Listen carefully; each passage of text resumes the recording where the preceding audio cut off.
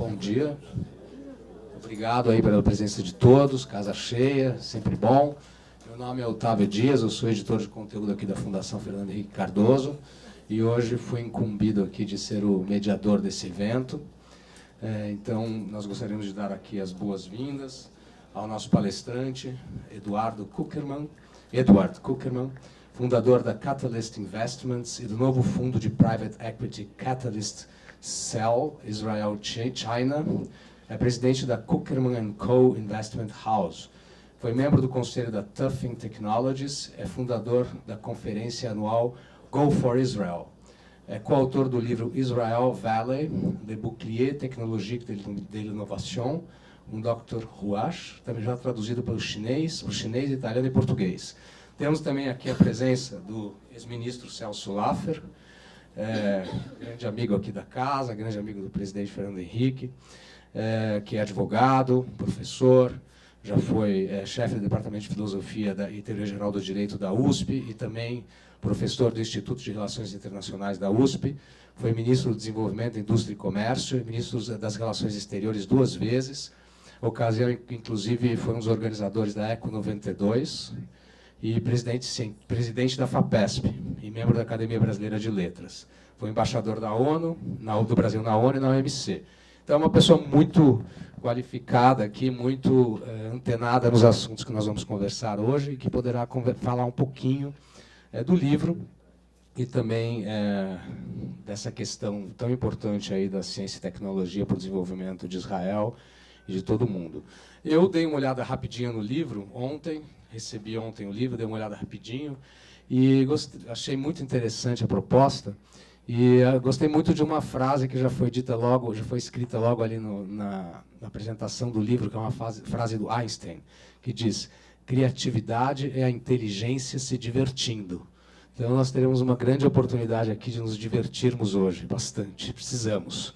Então, eu gostaria de passar a palavra para o ministro Laffer, que então fará uma breve apresentação aqui sobre o nosso autor e o livro, e em seguida nós teremos aproximadamente 40 minutos de palestra, e teremos mais ou menos uns 30 minutos de perguntas da plateia. Terminamos ao meio-dia. Obrigado. Obrigado, Otávio. Prazer estar aqui e, enfim, participar deste evento também na condição de pessoa designada pelo presidente Fernando Henrique para atuar nesta condição. O livro que nós vamos hoje discutir é um livro extremamente interessante, porque, de um lado, combina a percepção de onde está ocorrendo e de que maneira a inovação em Israel, e, de outro, junta isto com o papel, enfim, da iniciativa privada e do financiamento que viabiliza este processo que fez com que Israel se tornasse, hoje em dia, um país líder nesta área. Não há dúvida nenhuma que o desafio com o qual o Brasil se confronta é a capacidade de controlar o seu destino. E uma das maneiras pelas quais um país controla o seu destino é pelo domínio do conhecimento. No período em que o presidente teve a responsabilidade pela gestão do país, os temas da ciência, da tecnologia e da inovação estiveram sempre muito presentes. Aliás, ele deu ao Ministério de Ciência e Tecnologia uma grande importância e criou vários mecanismos voltados para a sustentabilidade do trabalho brasileiro nesta área. Então, este assunto que vai ser hoje discutido é um assunto que está próximo das suas preocupações e da liderança com a qual ele, num amplo espectro, conduziu a presidência do nosso país.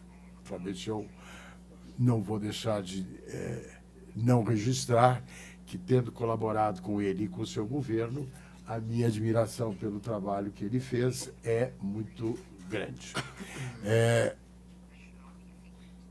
Eu presidi a FAPESP durante 8 anos e procurei fazer um processo de internacionalização. E nesse processo de internacionalização, dei muita ênfase a acordos de cooperação com entidades de pesquisa e de universidades do mundo. E, naturalmente, dei também uma grande prioridade a Israel, porque eu estou convencido que se há uma área onde a convergência entre o Brasil e o Israel pode se desenvolver, é justamente nessa área. Enfim, acho que o Brasil tem um patamar de conhecimento suficiente para poder fazer desses mecanismos de cooperação um salto qualitativo baseado também nos recursos humanos que temos e na possibilidade de ver esses recursos humanos se enriquecerem pela interação com a qual podem trabalhar com parceiros israelenses. Eu tive a oportunidade também de, em visita a Israel, ver como, enfim, todo o sistema israelense, inclusive o sistema público, está muito atento àquilo que é o papel da inovação. Não existe uma avaliação contínua do que significam os novos horizontes do conhecimento e como isto impacta o setor produtivo. Concluo dizendo que também uma longa experiência no mundo da produção e da empresa me leva à óbvia conclusão de que esse é o caminho do futuro do nosso país. E, com isto, penso que teremos muito a aproveitar nesta brincadeira que o Einstein recomenda, não?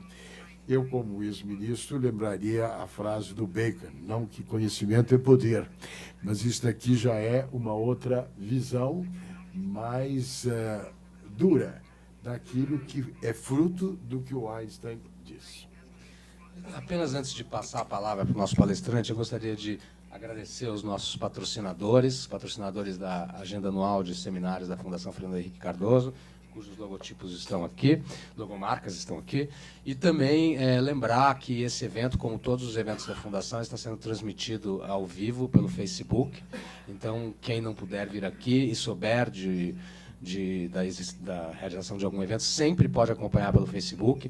E depois também nós faremos um pequeno resumo aí do que foi discutido, que será publicado no site, junto com a apresentação em PowerPoint e o vídeo. Então, todo o material vai estar à disposição no site dentro de alguns dias.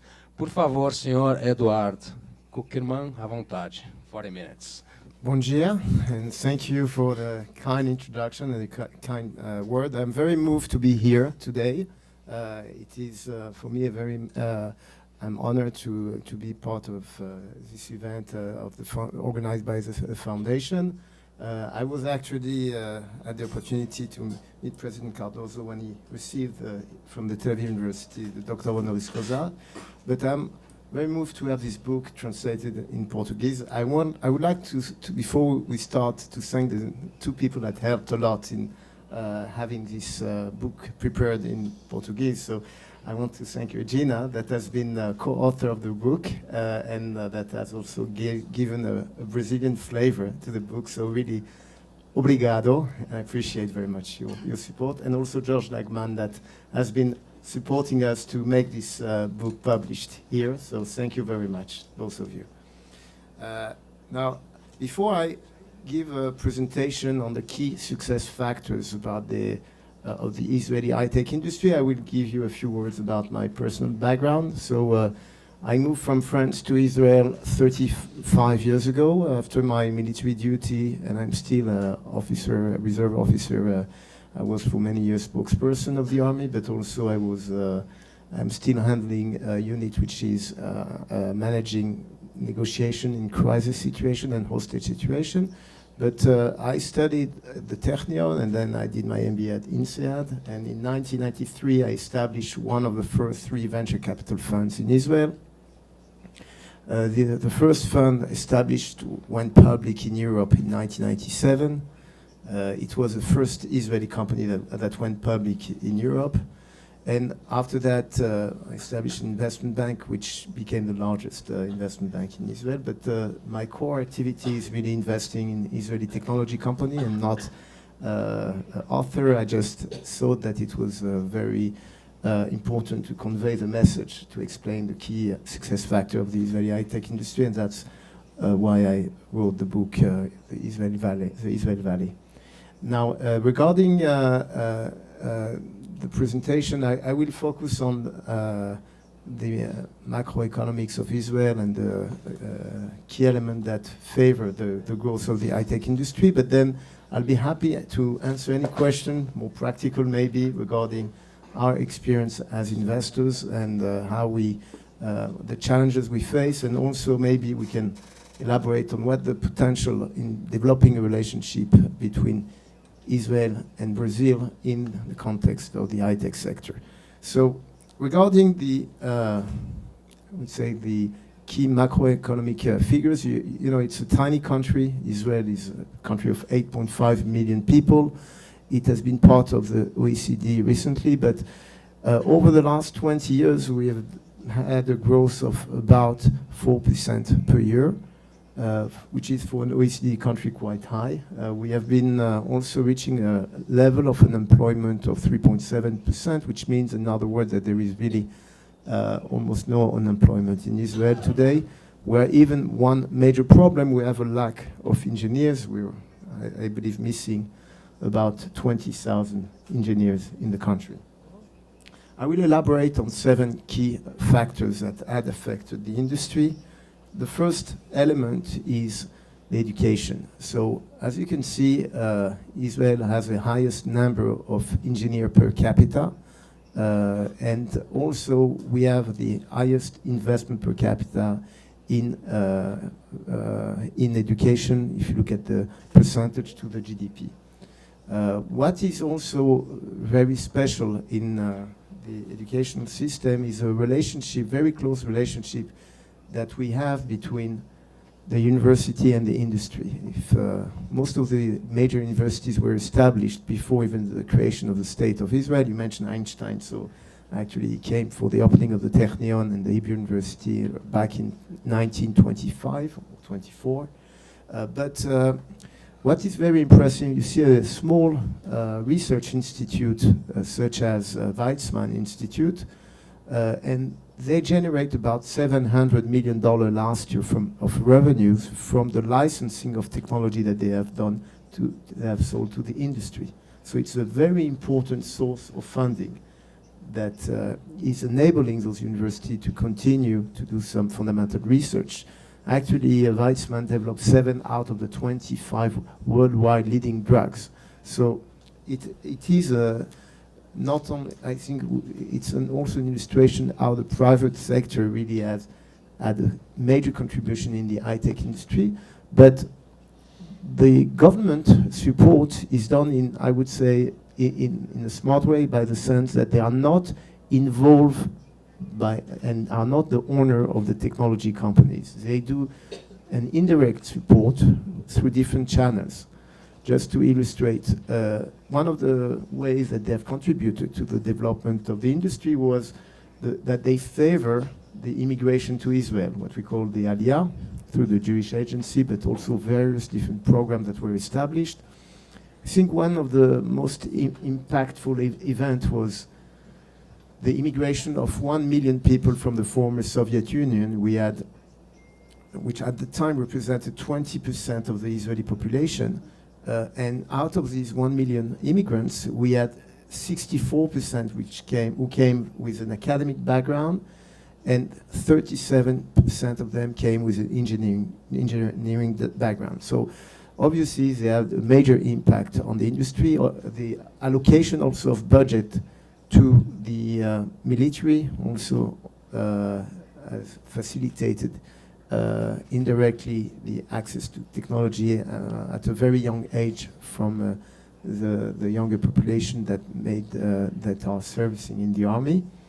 But they have also direct support through the chief scientists, where they give funding for the R&D the research and development made by Israeli technology company, but they are not an equity holder of those firms. So there are various initiatives, but never the government really possess or own those Israeli technology companies, and they have an indirect support. A third element, which I think is very special to Israel, because Israel is a tiny country and we cannot sell to our neighboring country, it's not the geopolitical situation doesn't enable us to really operate in the region. The Israeli company from day one think globally. When they develop a technology, it has to be competitive on the global basis. And we have here a few products or companies that are mentioned which became world leader. And I saw also in Brazil that some of them have been quite successfully deployed. Just to illustrate, when I came here with my taxi, it was actually, I used the Waze, and most of them are using this application which was sold to Google. But I saw in the Brazilian media, when you read an article on the net, you see many times articles sponsored by Tabula or Outbrain. Those companies are two Israeli companies that have 95% of the market share in the what we call native ad. So when you see an article, at the end of the article you see sponsored article related to the one that you read. Actually last week there was a big announcement that Tabula bought Outbrain. I'm very happy about it because we are shareholder of Tabula. We have been investing in Tabula for many years. And it's now a $2 billion company, so it became a major player. Some of you have probably used a discount key and have seen the Netafim product with a drip irrigation system. So out of the long list that are here, quite a lot are already deployed in Brazil. Another, when you see the weight of the exports, you see that almost all of the export is related to technology. 51% is high-tech product, but even in the chart that you see when we mention low-tech, it's very often agro-tech or military technology. So I would say almost all the export of Israel is related to technology. And as you can see, it has been growing very fast in the last 10 years. The weight of the military is important. Every person has to serve about 3 years. It's mandatory, and for officer it's even longer. But it affects every one of us. My 3 boys, two of them have served in the military, and the third one is starting now. We are with a military reserve duty. We are, even if we're a civilian, we are always connected to what's going on. My partner, Yair Shamir, that has been my partner in the private equity for the last 20 years. He was the chairman of IAI, which is a large military company, but it is also the largest employer of in Israel. So the military industry is quite heavy and has a major impact. And if we have time, I can show you how almost each one of our portfolio company, the research that was done of the R&D team that developed the product came with a military background that helped them develop the relevant technology. Maybe regarding the military, what is important, I think, is the state of mind of the entrepreneurs, because they have at very young age a huge responsibility towards their soldiers, and they have exposed to state-of-the-art technology tools at a very young age. They are minded to result, they are minded also to work in a team environment. So I think those elements have a major impact on the state of mind of the entrepreneurs when they quit the military and they create their own startup. Now, the role of the venture capital, this is something that has been an amazing success story. When I started my first fund, we were only 3 venture funds in Israel. Now we are 380 venture funds. There have been last year $7.5 billion deployed by venture funds into the Israeli high-tech industry. It's the number 2 in absolute number in the world after the US. And it's number 1 per capita. In some sectors, for example, in the medtech, it's half of what is invested all over Europe put together. So obviously for a small country like Israel, it has a lot of meaning. There are sectors where we have a leadership, like cybersecurity, now auto tech companies, some biotech sectors. So we have really been blessed with this venture industry. And one element that drives the investor to put money in the venture capital industry is that we have a nice track record of exit.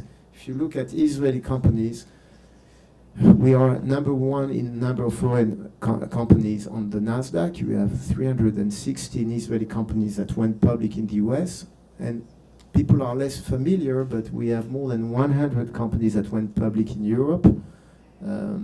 I was lucky that the first company that went in Europe was mine, but after that, we see many companies went public in the UK, in Germany, in France, and other places. So the raising of capital has been done through the public market and create liquidity for the investors in the fund. But the main way to get the exit done is through M&A, through merger and acquisitions. For many, many years, the Americans were really the leading players in Israel in terms of acquiring technology companies. Some of them have been doing their shopping of technology regularly. The most active one is probably Intel, but Cisco, IBM, Google, Microsoft, all of those guys have been being very, very active for many, many years. We put in red some of our portfolio companies that were acquired over the years, and we have seen the American players very active, but there is a very interesting phenomenon in the last 7 years. We see more and more Chinese players coming in Israel. More than $12 billion worth of acquisition and investments were made by Chinese investors. One of the reasons is that it becomes more complicated for Chinese investors to invest in the US with trade war between the two countries. And Israel is a very interesting source, an alternative source of technology for the Chinese market.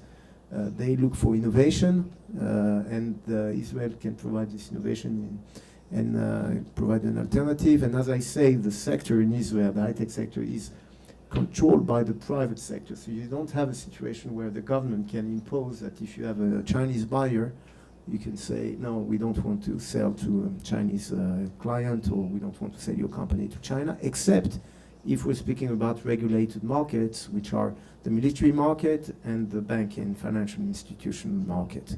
So those are the only sectors where you need approval of the government. But regarding all the rest, obviously the technology sector, biotech, medtech, etc., any Israeli company would be authorized to do whatever they want in China. One element which is very important in terms of key success factors, it is, the entrepreneurial spirit. And many are asking where it comes from. Many of you know the word chutzpah, how the Israeli and I think there is many reasons for that. But one of them is probably the Jewish education. There are, values that we are exposed to at a very young age in the Jewish education. We every year we read Agadat Pesach, where the people of Israel are moving from slavery to freedom, and this is part of this free spirit that is needed when you are an entrepreneur. But also the concept of tikkun olam, which is very special in the Jewish tradition. When you interview the best entrepreneurs, what drives them is not to make money. It's really something that could have a major impact on the society, to develop a technology that could have an impact. That's something that is, I think, part of this Jewish tradition. Obviously, other elements, the resilience. We've been facing a lot of challenges in Israel, whether it's because of the geopolitical environment, the wars, or the scarcity of water, and we had been challenged for many years, and technology was a solution to resolve some problem. And so you have a long list. I will not elaborate to keep more time for questions. And also an attractive investment environment. So we enjoy the same weather as Brazil, and the beach of Rio de Janeiro could be compared to the one of Tel Aviv in some ways. But what we also enjoyed very a legal system which is very transparent. We have also favored the investment of foreign investors by giving tax exemption for investors in high-tech sector, and also the employees, for example, when they get their ESOP, the employee stock option plan, they don't pay tax on capital gains. So there are many elements, and a legal system which is very much inspired by the Anglo-Saxon system, as Israel was under the British mandate before 48. Our legal system are very much depending on this, based on this concept of the British law. Maybe a few case studies. I would elaborate on maybe two companies that we have been investing in.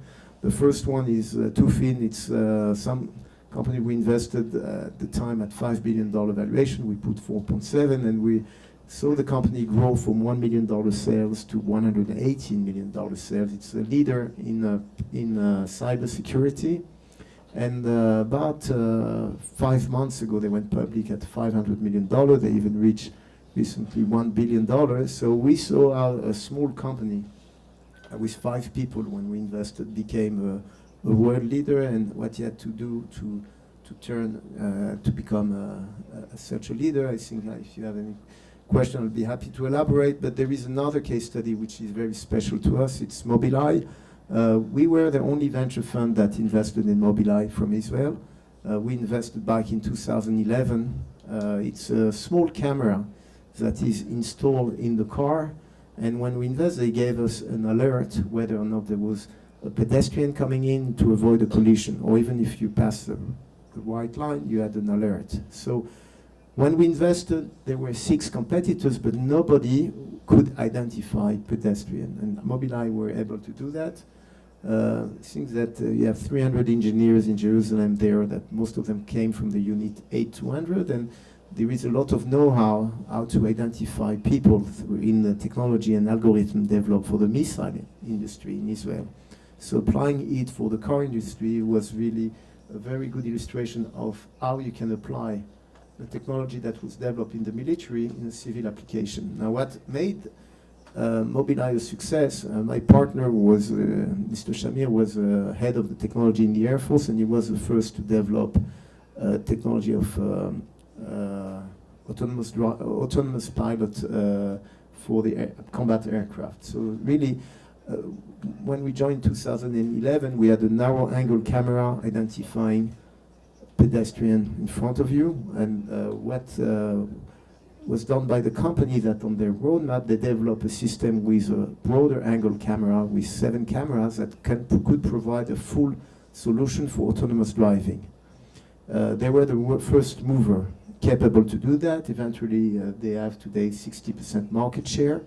And Intel, after we took the company public back in 2015, Intel decided that they don't want to miss the automotive revolution, and they decided to acquire the company for $15 billion. So it was the largest transaction ever made by an Israeli company overseas, and we were very happy to be one of the only venture fund that invested from Israel in the company, but also to be on the board of this firm. We have other examples, but I suggest that in order to keep you awake, maybe the best would be to answer your questions, and I'll be happy to hear your questions. Thank you very much.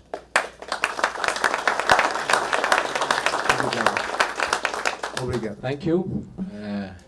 Our speaker was very fast, so we have more time for questions.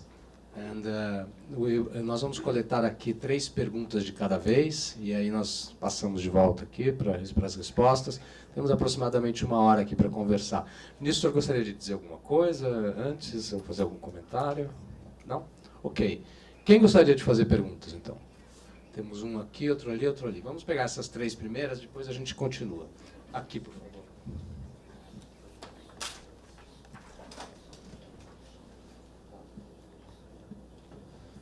Nós estamos com tradução simultânea, então o senhor fique à vontade, pode falar em português e inglês como achar melhor. Good morning. Good morning, thank you for your presentation. Back to 2000, I had the opportunity to work with a couple of defense and space industry, Israeli industries. We see in the Brazilian Air Force Programs Office. We had a couple of contracts of acquisition and technology transfer.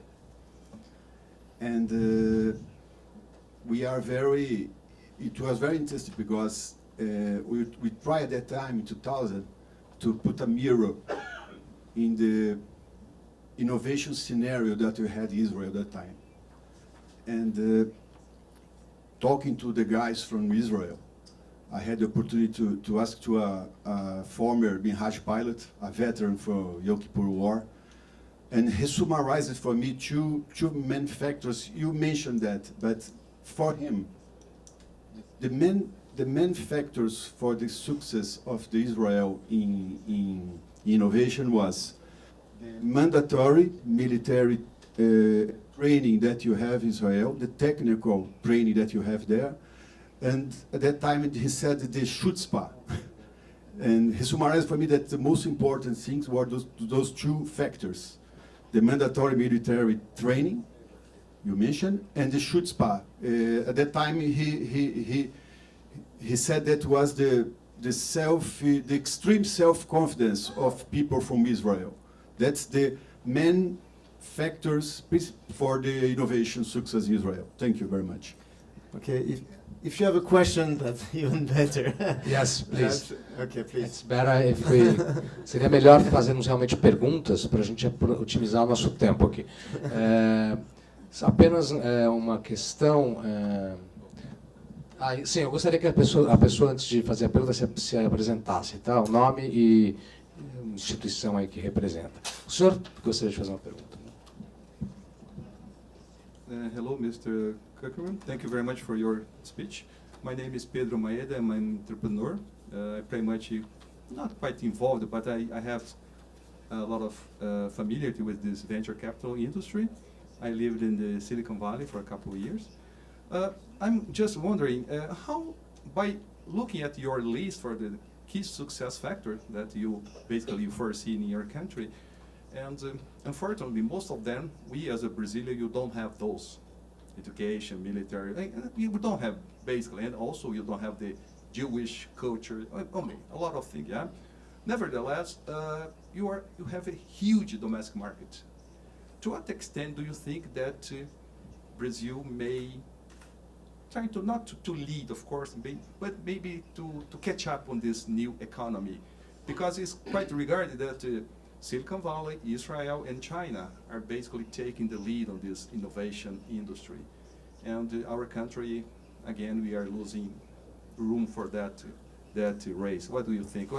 I think it's a tough question for me because I'm not very familiar with the Brazilian ecosystem. But, I've been here quite a few times and I have a lot to learn here. But I think that you cannot repeat the Israeli model as you overseas and to say that's the only model to success.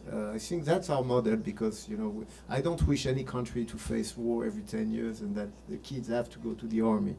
It's something when you're a father of a kid that is in the army, you don't wish to have your kid there. But I think that there are a lot of things that we see here in Brazil which are very strong, and the agri-industry is a very strong industry. The fact that you have a huge local market, it's a huge industry. You see that China successfully developed their economy, and they are not necessarily focused. I mean, the weight of the international business is limited as compared to the local market.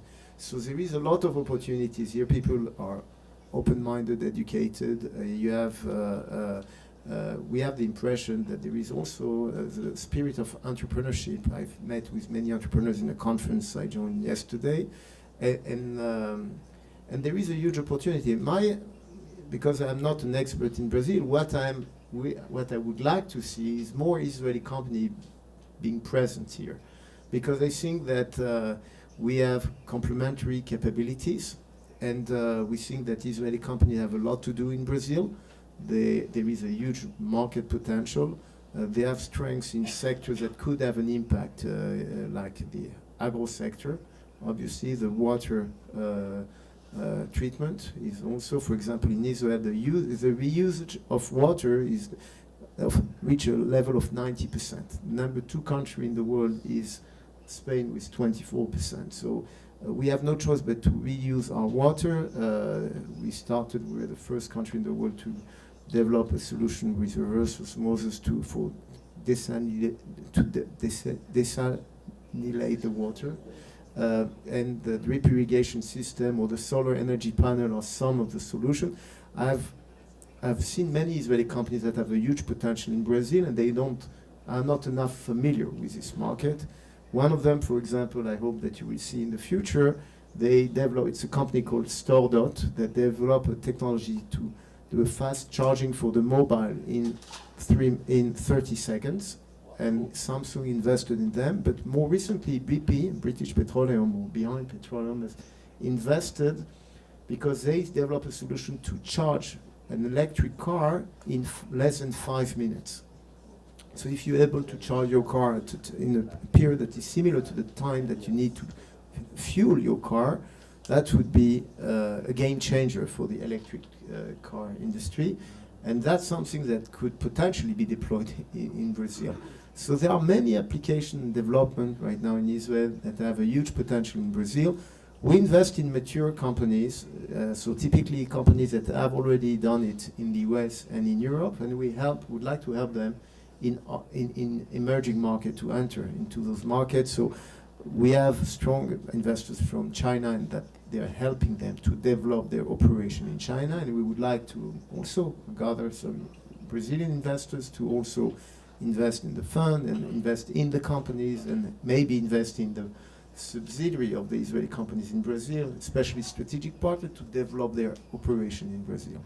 But that's, I think, what we would like to achieve in the coming future. Perfect. We have a question there, I think, and another one here. Would you think it's a good idea to collect 2 or 3 and then you... If it's question, I'd rather one after the other. That's perfect, no Okay. problem, we have time. So, there. My name is Geraldo Cohen. I'm consultant in software and IT processes.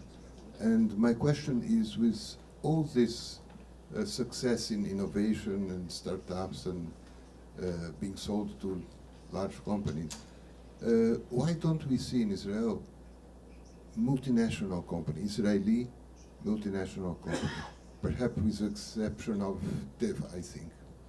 So it's a good question, because many people say that the Israeli companies are sold too fast. It's a startup nation, but it's not a nation where the company are deployed globally. And that was the case for many, many years. I remember in conferences 10, 15 years ago, people say, why don't you have a Nokia in Israel? So I'm glad we don't have a Nokia in Israel. But what we see is that I think it's related, I think, to this to the strengths of the country. We are good as entrepreneurs, as innovators.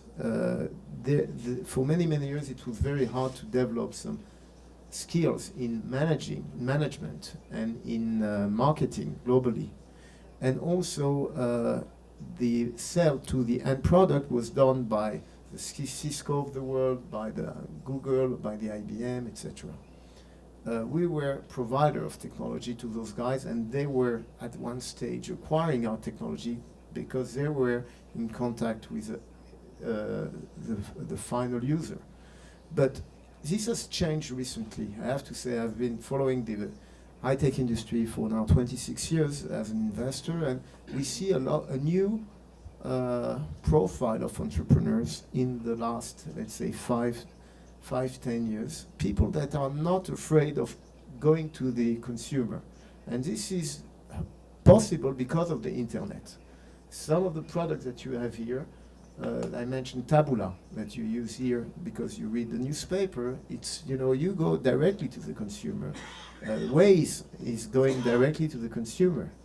And this is something that is possible with the new generation of entrepreneurs that we see, that thanks to the internet are able, you don't need a big retail to operate in each country. You can do that through the net. And that's why we see a new generation of companies that have this ambition to become a global player. And also, this is possible because you get more and more funding possible. You see more unicorn. Unicorn is a company that is around $1 billion value, which is still a private company. Now, in the past, we could not afford to build unicorns because once you get to a value of $100 million, you couldn't raise more money and you would sell the company. Today, you get access to capital. 7.5 is a huge number, $1 billion. And therefore, you can get the funding that enables you to become a major player. I mentioned to you that we bought Tabula, bought Outbrain a couple of weeks ago, 10 days ago. And in the announcement, on top of issuing shares, we paid $250 million of cash. So this type of transaction could not be done by an Israeli company in the past. Now it's possible. There is this funding issue enables to get more and more unicorn, but it also means that it takes more time for Israeli company to go public or to be acquired because you build larger companies. And that's a problem for early stage investors. If you look at the time that is required from the day a company gets the first funding to the exit, today it takes 14 years. 5 years ago it was 8 years. In order to go public in the US market, to attract lead banker, you need to get close to the $1 billion valuation. 15 years ago, you could go public at $100 million value. So it was, you could exit at a lower valuation. You could sell the company at a similar value of $100 million. Today, the number have changed. If you expect a large company to acquire your business, they will not acquire simply a technology, they will acquire a business with a sound business model, and that is also why it takes more time. And that's why we also shifted our investment strategy. In the first fund back in '93, we did early stage, and from 2000 we started investing in more mature companies because of that reason. Nós temos duas perguntas daquele lado, depois eu retorno para cá. Temos duas perguntas daquele lado ali. Com certeza. Um minutinho, eu já passo para o senhor. My question to you is, Em seguida eu passo para o senhor. one of the big challenges here in Brazil is that we are not too much world-class startups. There's a strong effort to make it happen, but it doesn't happen in the way that we would like. Perhaps you know we have only 6 unicorns in Brazil. Besides the fiscal advantages that you have in Israel, do you have from the government some important support or even to force, let's say, people to be more world-class? And second, my second point is, do you have some already place here in Brazil? Are you yourself involved with somebody or representing you to develop the opportunities we may have in our country? These are my questions.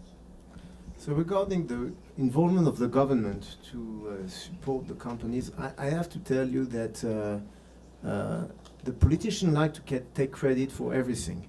But you know, when we sold Mobileye to Intel, there is no one politician that didn't take credit for it. But as I said, de facto, the support is indirect. I mentioned Mobileye, for example, we had 300 engineers coming from 8-200. So de facto, they help because they train soldiers in this special intelligence unit. The support is indirect because of the education. It's indirect because of the immigrants that came. For example, Tufin, the company that we took public 5 months ago, I was shocked because the founder, when we backed him, it was a young entrepreneur. And one day I introduced to him an investor, the head of EBRD, the Bank of Development for the Eastern Europe. And even though I backed him for many, many years, I didn't know, after the meeting, the guy of EBRD gave compliments in Russian to one of his colleagues about the entrepreneur. And Rovi, the CEO of Tufin, replied in Russian. I didn't know that the guy that I backed, that was a former employee of Checkpoint, was an immigrant from Russia. And I think that these are really the indirect support that they give, but they are not really active, they are not shareholders, they are not supporting the business, because the business is anyway international, it's not a local business. So the government cannot facilitate much in terms of their business contribution.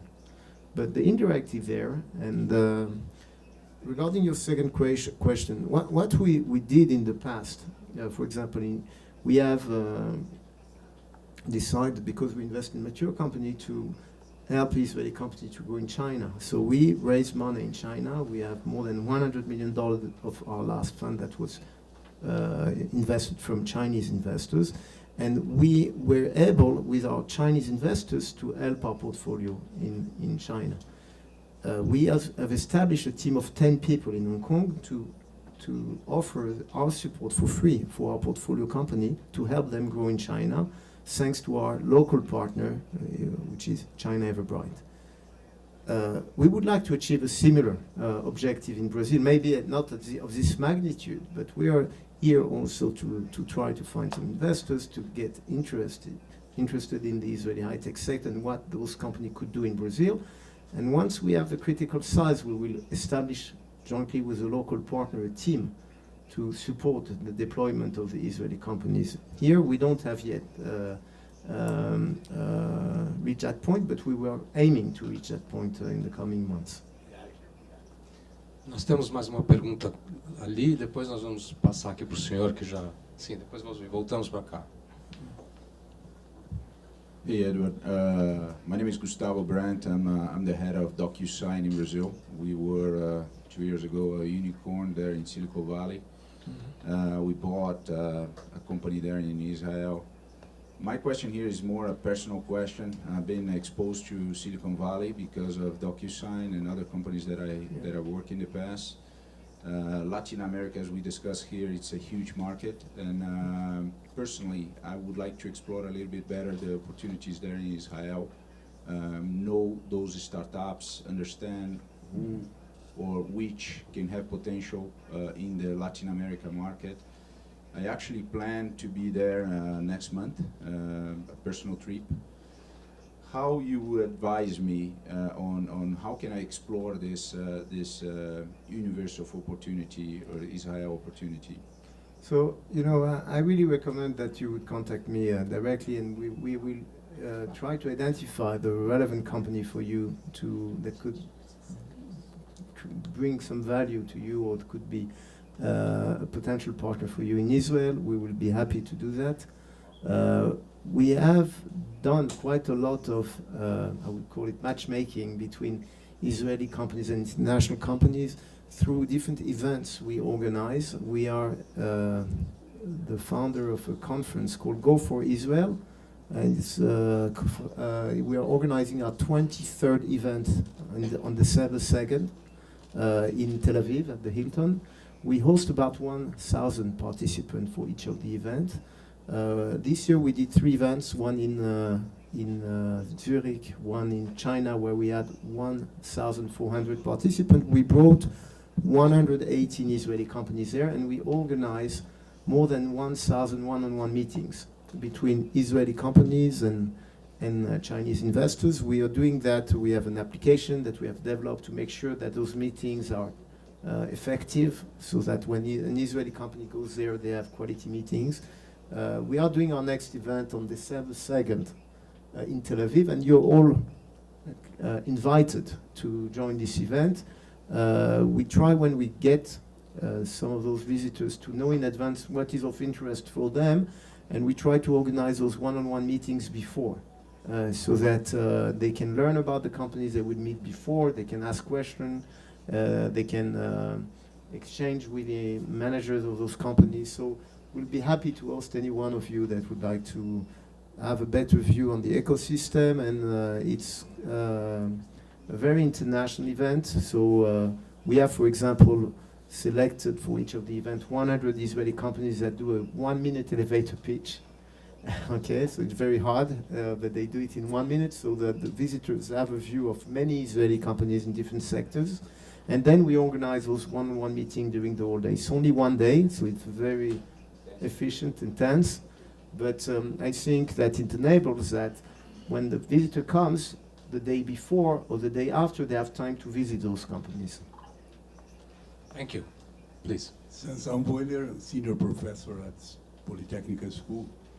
I'm following your efforts to have something here to bring mature startups from Israel to joint venture with Brazilian entrepreneurs to explore the market from Brazil and other things and bring the technology to a better, let's say, level.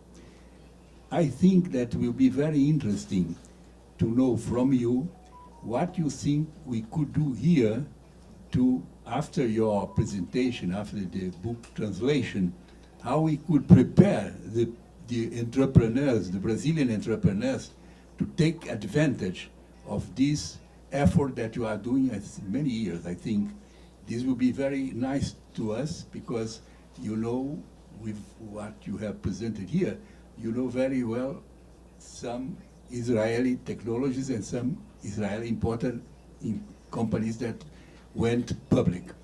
I would suggest to the foundation to make probably a seminar, and Professor Celso Laffer could probably make some speech that we could try to prepare some Brazilian entrepreneurs willing to use agriculture, water, or other things to make feasible this interaction that I think is trying from many years, probably more than 5 or 10 years. But anyhow, I think this would be very interesting for us to prepare this connection. Thank you. Nós temos mais duas pessoas aqui que, por favor, ali. Aqui. Ah, sim. O senhor gostaria de fazer o comentário? So thank you, Samson, for your question. I think that it's very, it's not my role to recommend what the politics should do because anyway they do whatever they want. But what I think that from our perspective, what we have done, for example in China, where we've been really very active in promoting the relationship, developing the relationship between Israel and China, what we have done successfully is the following. First, for example, the book that was translated in Chinese, I think it was sold there was 130,000 books that were sold. So we participated in many events in China organized by different organizations such as M&A, Merger and Acquisition Association and Venture Capital Association. So many conferences that was one effort that we've done. But I think that obviously knowing the companies, that's the most important part of it. Visiting the country is very important. So we need to bring more Israeli companies to visit Brazil, but also to bring more Brazilian companies to discover Israel. That's why it's not only our event, the Go for Israel, the only event that is going on. There are many events that are going on. There is a major event called DLD, which is more for early stage startups that brings 14,000 people from all over the world in Tel Aviv in the TMT world, technology, media space, and internet space. We have also, I think, what is made I think the relationship stronger with the American, with the German, and with the Chinese, as opposed to other countries such as France or other countries that didn't develop strong relationship with Israel, as strong as those three countries. It's because there was cross-border investments de facto that happened. If you look at Israel just as a market to commercialize your product, you waste your time. If you look at Israel as a way to a place where you can identify technologies that could have a major impact on your industry to build strategic partnership, then I think that you understand really how to leverage what Israel has to offer. So how people do that, sometimes they reach a commercial agreement, but very often they have also an equity stake in those Israeli startups. Now, what we would like to achieve also, and I give the example of last week or 2 weeks ago. one of our Chinese investors that we have approached for one of our portfolio company, XJet. We've invested in a company which is what we believe the world leader in technology for 3D printing, which is producing with liquid ink any type of material. We started with ceramic to produce, for example, teeth, or we produce bones. We produce for Swatch some of the components for the watch, but also elements for the car in ceramics. Now, a Chinese, very important Chinese investor called China Equity, which invested in Baidu and the Facebook from China, they decided to invest $45 million in the company we invested in, out of which 25 is invested with us in the Israeli company, but 20 is invested to develop a manufacturing facility for XJet in China. It was announced because of Chinese investor is a publicly traded company, Shenzhen based company, and they will allocate money not only in the mother company but also in the subsidiary of XJet to operate an activity into the Chinese market. That's the kind of thing we would like to achieve in Israel, to find some investors that are investing with us in the companies that are able also to develop the operation of the Israeli company in China and maybe invest in the subsidiary of the Israeli company in China. This is, for us, the best way to build strategic long-term relationship between those companies. Temos aqui. Alex Solomon. Só tem uma pessoa atrás ali, o senhor que acho que já está esperando um pouquinho mais de tempo. Só um minutinho. Por favor. I'm Fernando Schmidt from Niner Capital. The conditions in Israel seems a lot better than ours, for example. Would you recommend for an entrepreneur to move to Israel? And if so, how hard would that be? So, you know, it's a good way to grow the Israeli population. It would be to bring a nice portion of your people in Israel, but I don't think it's practical. But I do think that the exchange of ideas and information is important. So visiting the country is important. Building relationship is important when you're there. I think that the ecosystem is very specific to Israel. Obviously, education is important. You see, so some of the programs like the Technion, I study in the engineering school called the Technion. They have now international program like the one in New York, and they have a lot of executive program. People coming from all over the world to come for a short period of time to the universities. You know, Tel Aviv University has a program, the Hebrew University has a program where they train executive in specific classes related to entrepreneurship. But again, I don't think that the model of Israel can be repeated. There is the co-author of the book, Professor Daniel Roach, that I wrote the book with him. He wrote a book which is called The Silicon Valleys of the World, and he compared different Silicon Valleys. Everyone has his own model. You cannot repeat the Israeli model in every place. But some of the elements could be helpful in terms of the education and things which relate to the entrepreneurial spirit that one gain in Israel. But still, we think you have a lot to do in Brazil. Thank you. Please. Okay, still Alex Solomon as formerly. I had the pleasure to write some words, introductory words to your book, and I'm very honored for that. And my question is quite provocative, so you can feel free to skip it. I skip it. Anyone has another question? Go ahead. How do you, you will skip it. How do you cope the BDS? Since you mentioned already in your book, you mentioned it, so it's not taboo. Yes, I think one of the things we tried to do in the book, we don't address only the positive point.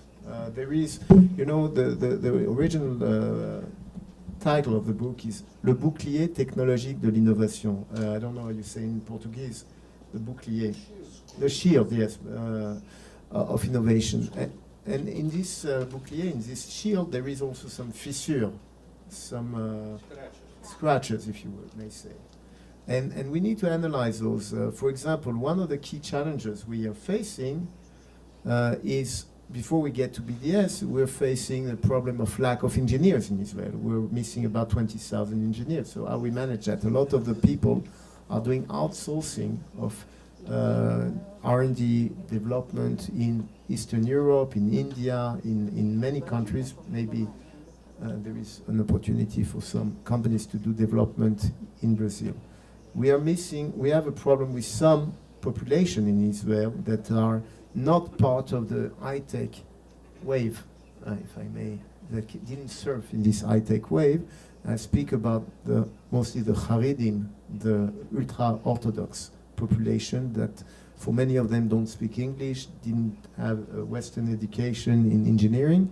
We, for example, are a small investor in a fund, venture capital fund on a personal level, the partners of Catalyst that invest in a fund which is investing in Haredim, in Orthodox startups.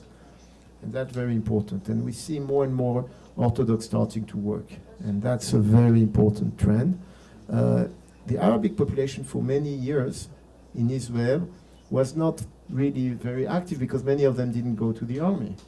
But you see that, for example, the percentage of Arabic in medical studies is higher than the percentage of their in the population.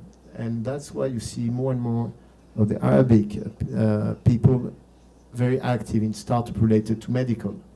And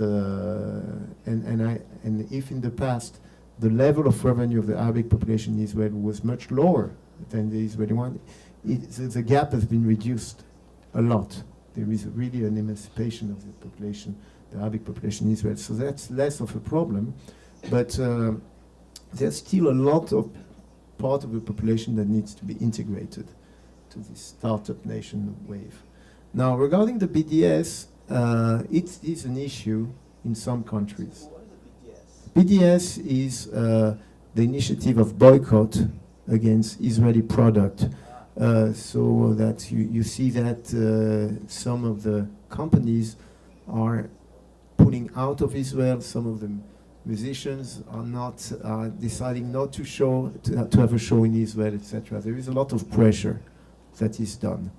Unfortunately, this pressure is sometimes efficient. On the other hand, I will tell you, it's very strange that the BDS, which is has been founded by people that are anti-Semitic against the state of Israel, and even some leaders are former terrorists. It's amazing to see how successful they are in some places. And I do think that de facto you see some BDS initiative in the Western world, but you don't see so many Arabic countries applying the BDS rules. Because, for example, if you buy Apple or if you buy a pharmaceutical product, there is a good chance there is some of the development of an Intel chip you're using would be developed in Israel. And de facto, you don't see any Arabic sheikh boycotting, leading product because they are selling in Israel. They will still buy Mercedes and drink Coca-Cola, and they will still buy an Apple or an Intel chip if they need one. So it's not applied in the Arabic country, but there is some attempt from this organization to put some pressure on companies. I think it has a very negative impact first, it's illegal in most countries, like in the US, to boycott a country, even in the French, according to French law. And also, sometimes it has a negative impact on the Arabic people in Israel. For example, there was a lot of pressure done on SodaStream, a product which produced soda, and because they claimed that SodaStream was active and had production facility in the West Bank. And it's true, I think they employed 3,000 employees Arabic employees from the West Bank. So SodaStream had, because of the pressure of the BDS, to pull out of the West Bank. And they lost 3,000 jobs in the West Bank. So it's really absurd.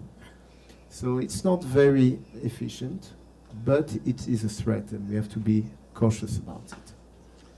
Mais perguntas? Deixa eu só ver se tem mais alguma outra pessoa aqui esperando. Por favor, aqui. Já volto ao senhor.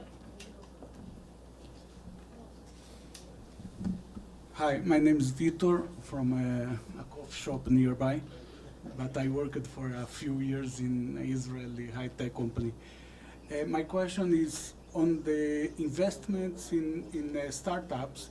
You put some case studies of success. I'd like to hear from you some case studies of failures, why it failures, and how to avoid failures. You know, I don't know about failures. You know, we have only had a success. I've never heard about any failure. But more seriously now, I think that we had a lot of failures. And for example, in my first fund, out of 9 companies, the one of 93, only 1 succeeded. Fortunately, it made the return of the fund, this one success, we had 67% IRR for the first fund, but we lost 8 companies. And one of the things people say, what are the key criteria when you invest and why? So obviously, for us, the key criteria is the management, the quality of the management. But many of the companies we backed had an amazing management team, and they failed. And one of the first reason why a company is shutting down is one reason, one criteria, that they don't have cash. Then they have to shut down their operation. And for many years it was very hard to raise money for many Israeli companies. Now it's easier. But one of the ways that we have managed to reduce the number of failure is that I told you that it takes 14 years today from the day you get the first investment to the exit. And the funds, many of the funds have a limited period of time of 7 to 10 years. So how do they manage? Even if the company is successful, they need to shut down the fund before the company managed to get an exit. So that's a problem. So one of the things we've done, we've invested in more mature companies over the years. If you look at our portfolio companies, they typically are more than 10 years old. We also are buying out existing shareholders. That's something that we are doing more and more. Instead, most of the funds, 95% of the fund, are putting money in. And we decided, and we did, for example, Omrix is a good example. By chance, you have the slide here.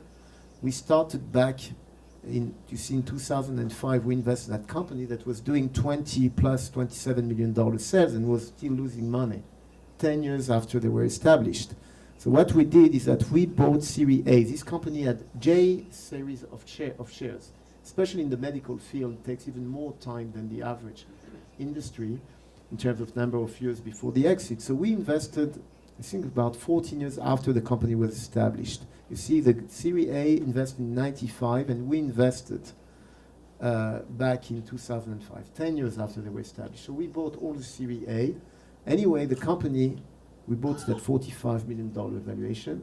Anyway, all the series were converted before the IPO into common shares, so we didn't care to buy preferred A. And then the company went public at 110 a year afterwards, and they reached even at the peak $800 million.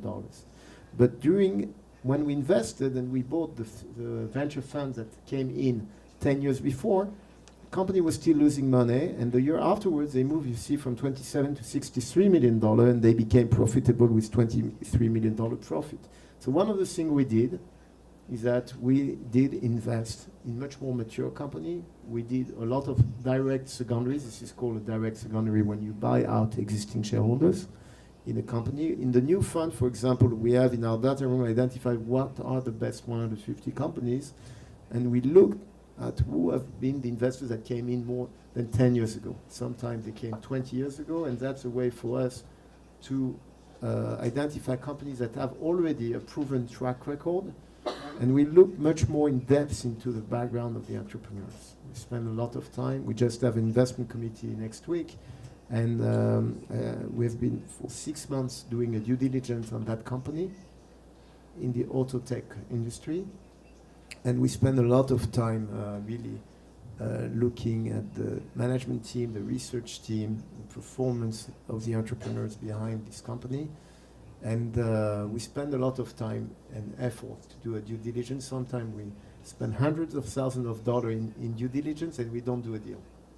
Yeah. Okay.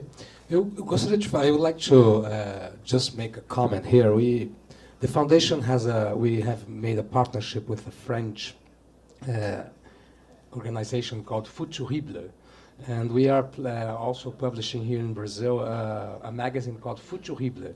It's a mix of futur possible, no? And in our last number, which you can find at our website, our last number, which was published just some weeks ago, we asked for a Brazilian very famous scientist called Carlos Nobre, and his brother Ismael Nobre. It's a family of scientists, and he wrote a very interesting article for us about the Amazon, which is a big deal now here and everywhere. And he was in this article. He was talking about the possibility of uniting technology and our big diversity in the Amazon to develop a new way of developing the Amazon, which would preserve the forest intact and the rivers and everything, and at the same time using all the technology that we could use to make more expensive products and things like this. So I would even give you a magazine for you to have a look. Of course, it's in Portuguese, but we also have a translation in English I will send to you. What do you think about this idea? And just another question related to Brazil as well that I would like you to comment. I think 2 years ago we had a speaker here. I think he was, I don't remember his name now, but I think he was very linked to the universities in Israel. And he said that Brazil is a very big country, and we have a lot of big problems, and sometimes it's difficult to solve them. But he told us that we could think about using technology to go straight to new solutions instead of having to do all the way that sometimes we are already late in some areas. We just could find some areas to go straight and find something really new and develop something really new instead of having to go all the way through. So I would like, remember those two. Regarding the Amazon, I don't know the Brazilian ecosystem as well, but what I can tell you is that there is a very strong willingness for people that invest in the high-tech industry to what we call, there is more and more funds that have a double impact strategy. So the investment would be for the benefit of the environment. And de facto, I think that you see that those funds are getting even better performance than the average fund, the ethical fund, what we call. So if there are opportunities that they've listed using technology to for the ecosystem for the benefit of the Amazonas area, I think that one can find some funding, not only foundation, but also venture fund and also family office that like to invest with a very good impact for the environment. And I think each country has to really focus on their competitive advantage. And you have some elements which are very unique in Brazil, and you have to promote that. We've seen also, and relates to your second question, going to the next generation of technology. I was surprised that the one Israeli company that did very well in Brazil was developed a landline telephone that was sold to Alcatel eventually, not Alcatel, sorry, to Vivendi group. And I think that for $5.5 billion, it's an Israeli group that created the telecommunication. Yes. JVT, yes. JVT did a huge operation, and those are Israeli founders. But I'm a lot in China, and I've seen how China evolved directly in some industries and jump a next generation, and have bypassed many countries by developing a next generation. You don't have, for example, landline. almost you only using mobile technology, communication infrastructure. You see some application that they've developed, for example, WeChat. I think it's the best of breed of all the apps that one can find, and they have managed to do something better. They didn't copy only some of the ideas. They did improve what was offered when you use WeChat instead of WhatsApp or anything. So it's a combination of so many services and so many applications that it's really impressive. So the Chinese did manage to jump to the next generation of technology in many sectors, and you know, we see, for example, the electric bike, and you don't see so many. They decide from one day to another. It's true that the government has a very strong power, but in some cities you can use motorbike using which are noisy and which are using oil, but everyone has to have an electric motorbike. So those are decisions that have a positive impact on the environment, that it's easier to implement when you have a strong government that can impose some of those decisions. But it's true that we see how, you know, there've been cities that have changed. It's very impressive. Every time you go back to China, you discover a new city which is bigger than the other. So obviously it's a good example of how some countries have jumped to the next generation directly in terms of usage of technology. Thank you. Nós temos uma senhora ali que se pediu, e depois temos um rapaz ali também. Vou voltar ao senhor, só um minutinho. Deixa eu só dar a palavra para quem ainda não falou. Good morning. I will speak in Portuguese because some words I don't know how to say in English. Well, acho que essa tecnologia é fascinante, é necessária, mas eu me pergunto como é que ela é aplicada, vamos dizer, no Brasil aqui. Porque, pelo que eu tenho contato com a população, eu vejo essa tecnologia entrando de uma maneira fantástica. Ao mesmo tempo, eu vejo um documentário sobre um país que não tem saneamento básico, que acho que é a primeira atitude de dignidade de um ser humano.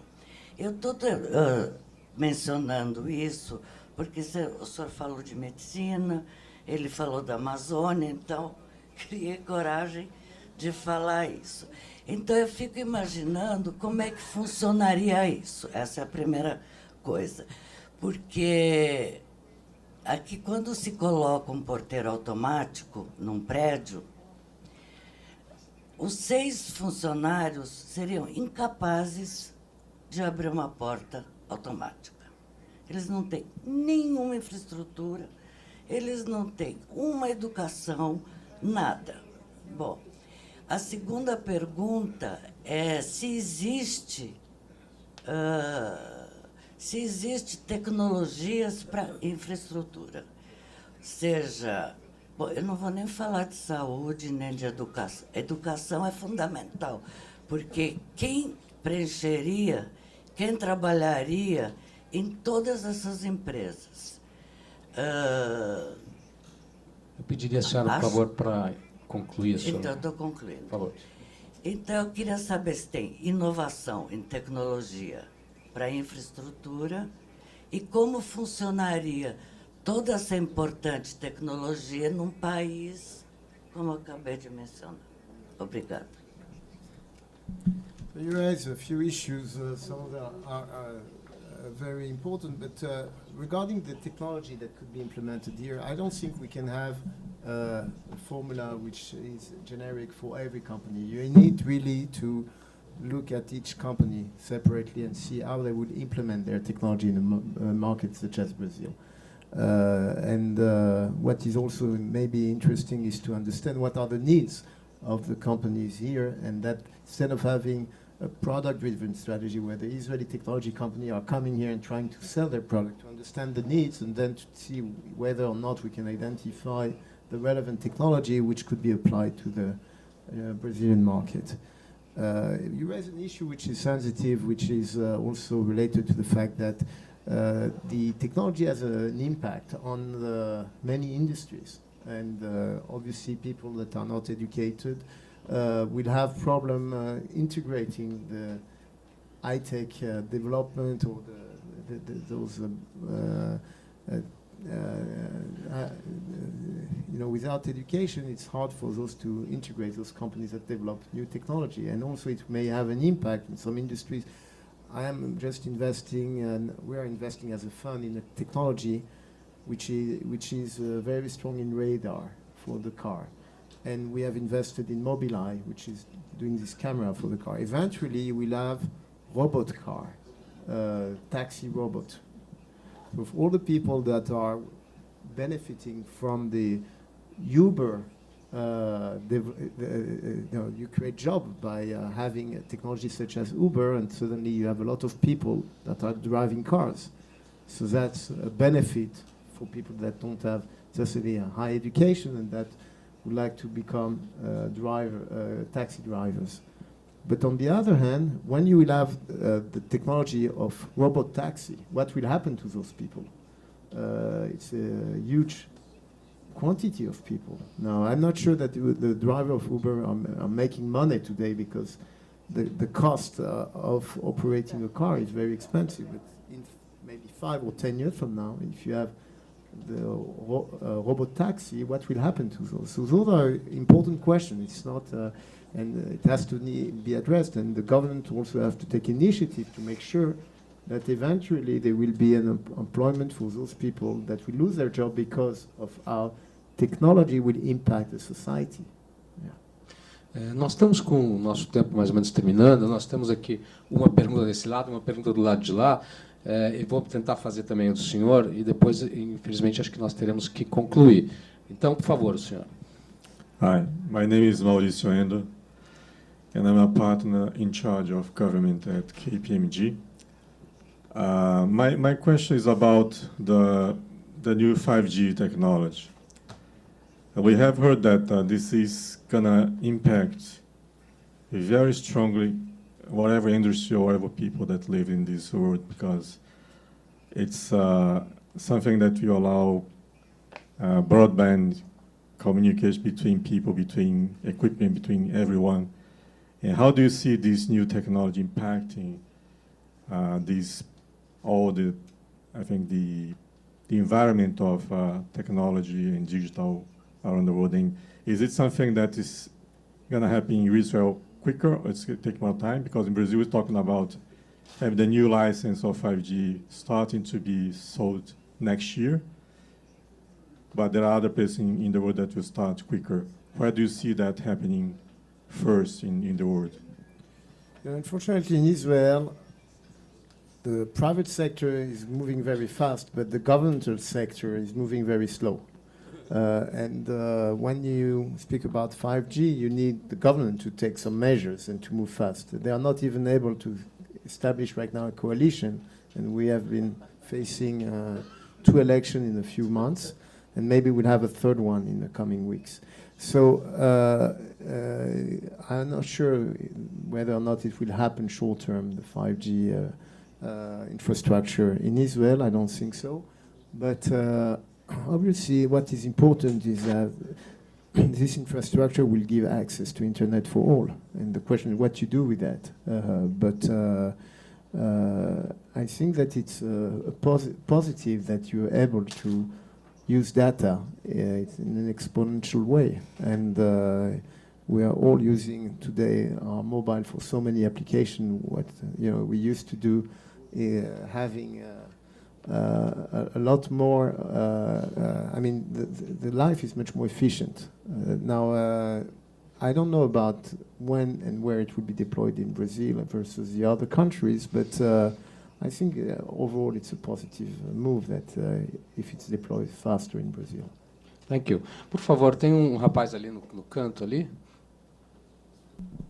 Hi, I'm Luca Girardi. I'm an urban planner. I research social and environmental impacts of accelerated technology innovation. So you may skip you have my a lot of work to do. Yeah. you may skip my question as well if you want. But actually, it's not going to be provocative. Actually, it connects with the question that lady did and the guy from KPMG, and it relates with 5G. People are saying that the new 5G technology will stimulate a massive discard of devices, electronic devices. They will be all obsolete. And there's no maturity in the world to deal with that amount of e-waste, and we don't see much innovation on that direction.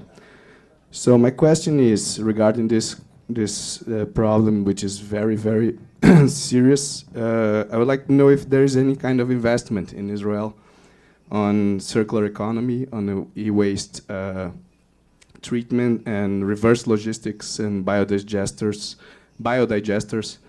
and if there's any special company to look at on that subject. There is more and more funds looking at those sectors. We are looking at more mature companies, and those companies in that sector are typically more early stage, and before you have a proven business model, where we look at companies with a existing operation and proven business model. It's something that we don't see so many mature companies at that stage. Regarding companies that have a positive impact on the environment, there is a very developed green tech industry in Israel.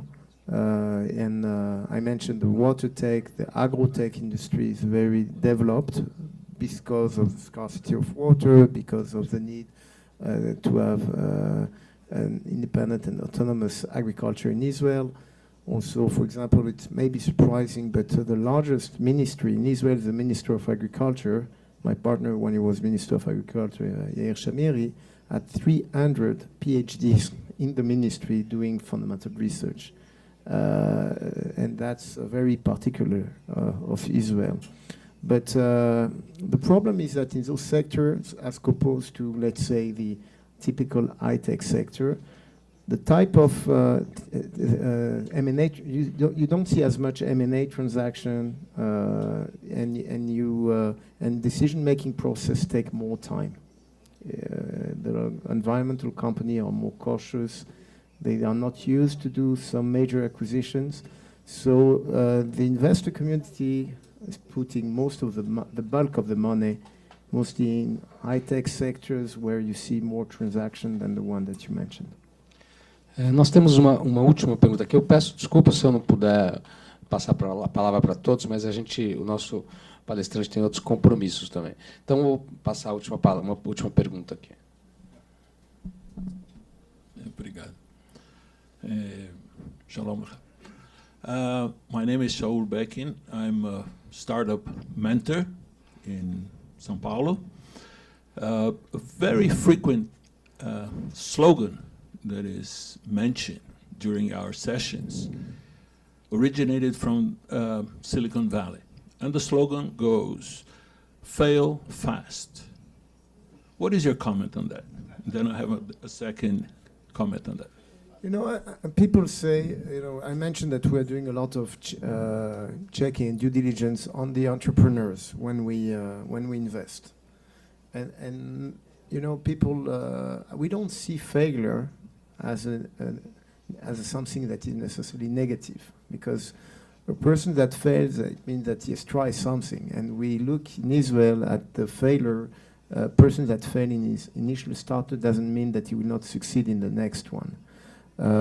What we look at is what is the ability of the entrepreneur once he failed, how he reacted to the failure. So we speak with investors that back the companies that failed and understand if the guy, for example, his attitude was ethical towards investors, toward the board member, and towards the employees. It's very important for us.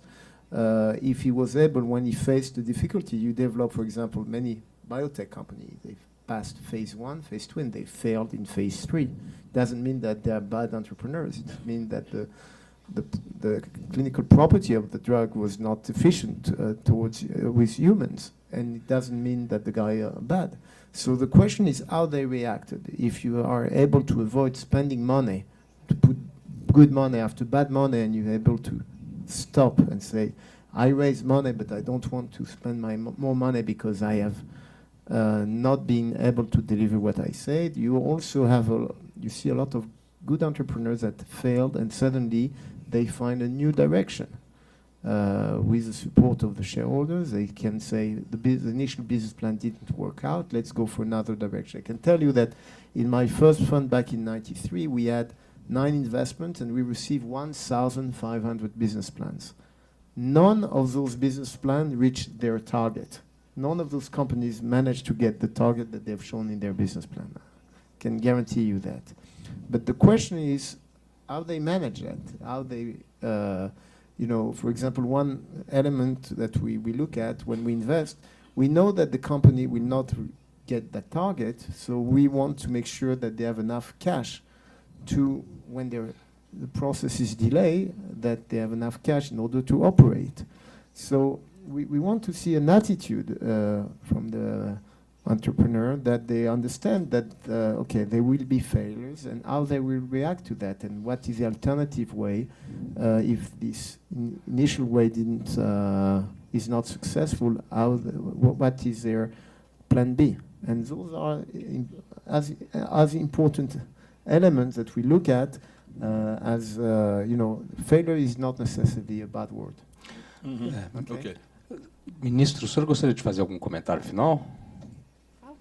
Eu acho que cobrimos muito bem o conjunto de assuntos, eu acho que foi... Acho que cobrimos muito bem vários assuntos de grande interesse e o diálogo foi muito frutífero entre nós todos. Acho que tivemos uma manhã rica e frutuosa. Eu apenas gostaria de mostrar, então, para os senhores essa revista que eu comentei. Essa revista é publicada na França desde final dos anos 60, início dos anos 70, e a gente agora lançou esse novo produto aqui, que é Futurible em português. Esse é o último número, ele está disponível no nosso site. Na parte de publicações, pode baixar gratuitamente. E aqui tem traduções de 4 artigos publicados pela Futurible na França, e este artigo que eu falei, que foi escrito inédito para o Brasil, sobre o projeto Amazônia 4.0. Gostaria de dar um de presente aqui para o nosso palestrante, e depois também vou mandar para ele a nossa tradução em inglês. Bom, muito obrigado a todos pela presença. Obrigado. Thank you very much.